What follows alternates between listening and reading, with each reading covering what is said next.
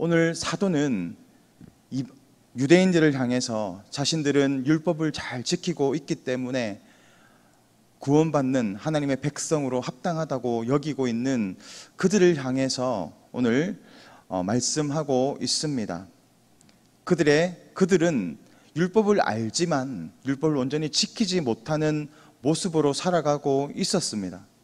그럼에도 불구하고 그들은 자신의 율법적 행위 때문에 온전히 하나님의 뜻을 지키고 있다고 착각하면서 살고 있었습니다.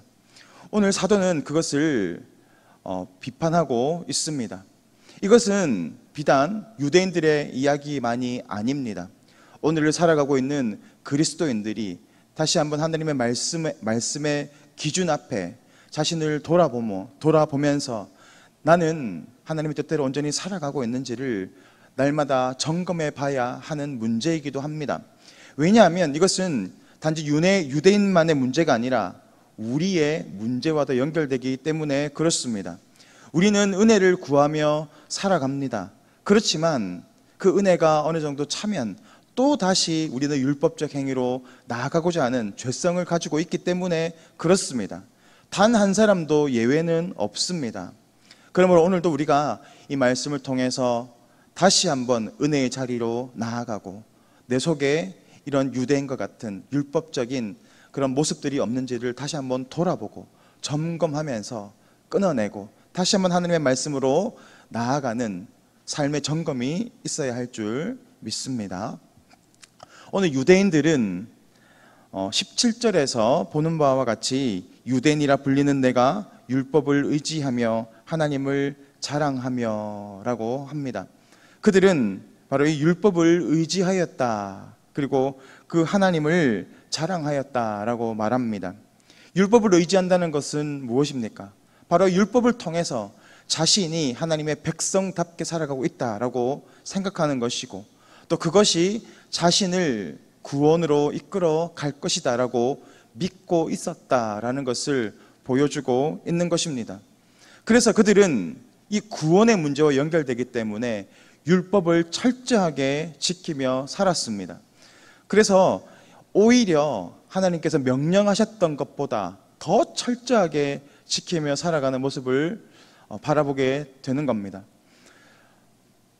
문헌을 바라보게 되면 유대인들은 이 금식의 문제 하나만 봐도 정말 철저하게 율법을 지켜 나아갔습니다. 하나님께서 율법을 주시면서 금식을 명령하셨을 때 1년에 단 하루만 금식하면 됐습니다. 대속죄일 그 하루 금식하는 것이 바로 율법 조문이었습니다. 그런데 그들은 4월, 5월, 7월, 10월 이렇게 달을 다시 정해서 이 금식하는 달로 선포를 합니다. 그리고 예수님이 활동하던 그 시기에는 오히려 이것들을 훨씬 더 늘려서 일주일에 2번씩 금식을 하는 날로 정했습니다. 그러니까 율법에 있는 조문보다 훨씬 더 철저하게 이 율법을 지키며 살았다라는 것입니다. 그래서 17절에서 말씀하는 것처럼 그들은 하나님을 자랑하였다라고 말합니다. 여기에서 하나님을 자랑한다라는 것은 하나님의 선하심, 하나님의 은혜를 드러내고 전하는 그런 모습이 아닙니다. 하나님을 자랑하다라고 하는 것은 원문을 보게 되면 자신이 얼마나 율법을 잘 지키고 의로운 존재인지를 하나님 앞에 자랑하고 있다라는 의미입니다. 하나님 보십시오. 하나님은 1년에 한 번 금식하라고 하셨지만 저는 일주일에 2번씩 금식합니다. 저 잘하고 있지 않습니까? 저는 의인입니다. 저는 하나님의 백성답게 살아가고 있습니다. 라고 생각하고 있었다라는 겁니다. 그리고 이러한 모습은 자신의 의로움이 되어서 많은 사람들 앞에 과시의 그런 조건이 되기도 했습니다. 나는 이렇게 율법을 잘 지키고 있으니까 나처럼 살아야 한다. 나는 정말 잘하고 있지 않냐. 그러니까 나를 존경해라 라고 하는 그런 속마음이 담겨 있는 것입니다. 그리고 18절에서 그들은 율법의 교훈을 받아서 하나님의 뜻을 알고라고 말하고 있습니다. 하나님의 뜻을 그들은 이 율법 조문을 통해서 온전히 알 수 있다라고 생각했습니다. 어떻게 우리는 하나님의 뜻을 알 수 있습니까?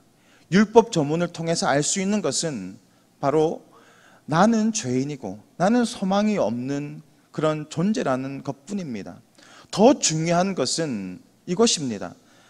우리가 해야 할 일은 바로 하나님께서 보내신 일을 믿는 것입니다.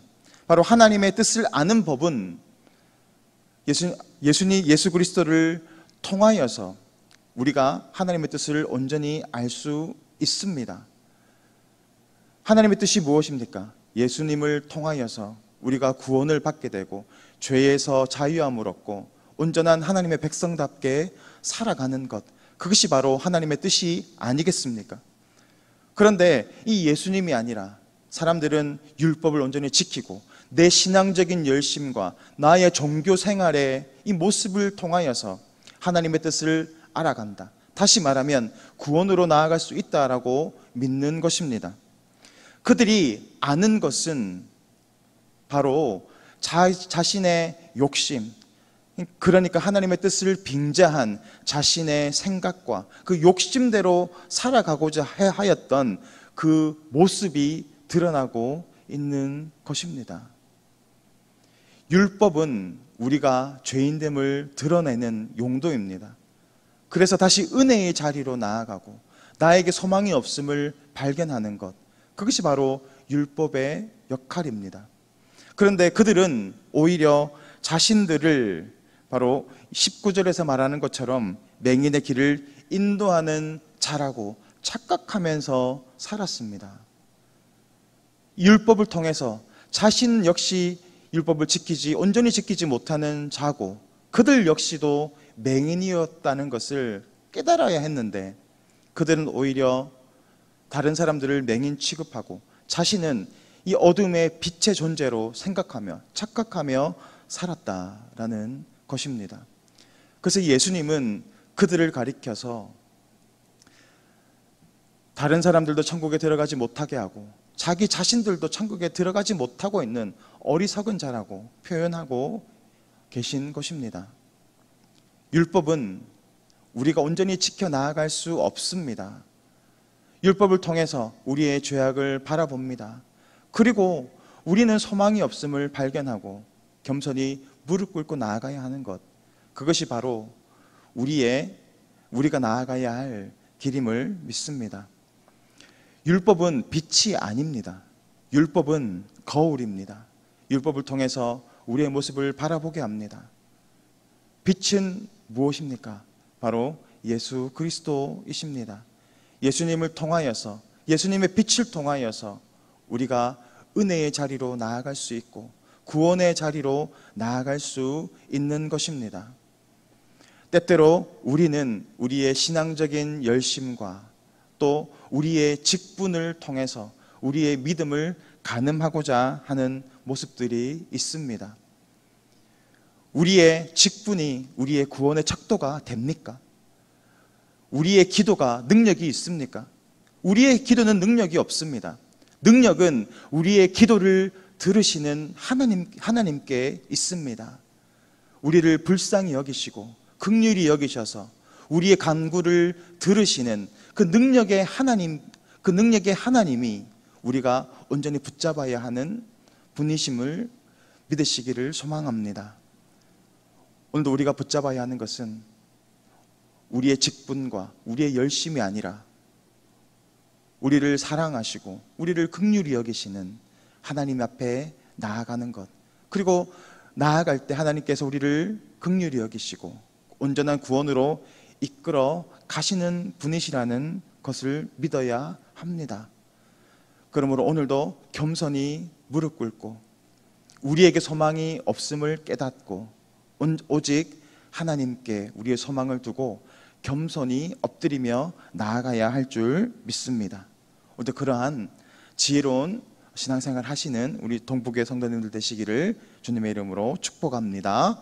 화면을 보시고 다 같이 기도의 제목을 읽겠습니다. 우리의 한계를 날마다 인식하며 은혜의 자리로 나아가게 하소서. 말씀의 빛으로 인도함을 받는 겸손한 성도의 삶을 살게 하옵소서. 아멘. 이 시간 다 같이 기도하겠습니다. 하나님 아버지, 은혜를 감사를 드립니다. 우리는 죄인이고 우리에게는 소망이 없음을 오늘 말씀을 통해서 깨닫습니다. 다시 한번 은혜의 자리로 나아가오니 주님, 우리를 불쌍히 여겨 주시고 은혜를 허락하여 주셔서 오늘도 하나님만이 우리의 구원자시요 예수 그리스도의 그 십자가만이 우리가 온전히 붙잡고 나아가야 할 유일한 가치임을 알고 오늘도 겸손히 무릎 꿇고 나아가는 우리의 삶이 되게 하여 주시옵소서. 감사드리며 예수 그리스도 이름으로 기도드립니다. 아멘.